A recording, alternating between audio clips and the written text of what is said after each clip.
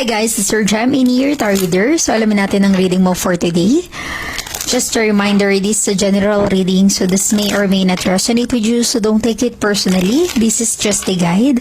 This is also a timeless reading, so kung mapanood mo ito sa ibang panahon at ibang pagkakataon, possible na nakatadhanang mapanood mo ang reading na ito. Maaring mga advice and messages na mapupull out natin ay makatulong sa iyong sitwasyon. Also, please like, share, comment, and follow my page for more videos like this. Give me your energy. Ano ang reading mo for today?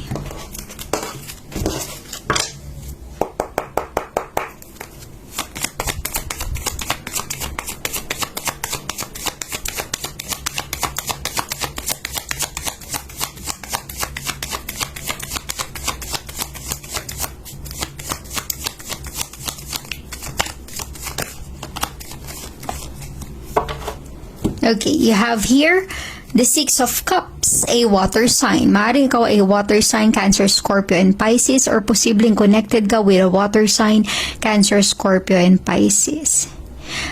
Maaaring may letter F sa pangalan mo or yung sa pangalan ng person na connected sa'yo or involved sa'yo. But Six of Cups is all about your past situation, past life, memories sa iyong nakaraan. Maaring para sa iba, there is someone sa iyong past na gustong magbalik, gustong makipag-reconciliate, or gustong makipag-usap, magkaroon kayo ulit ng connection sa isa't isa. Maaring ito ay karelasyon mo noon, your ex, your past person, or posibleng your childhood friend. Maaring mga classmate mo noon sa elementary or high school or anyone from your past.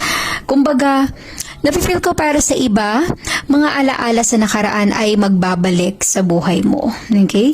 Posibleng ito ay someone na talagang babalik, literal na babalik, or posibleng meron kang maaalala or meron kang mamimiss sa iyong past.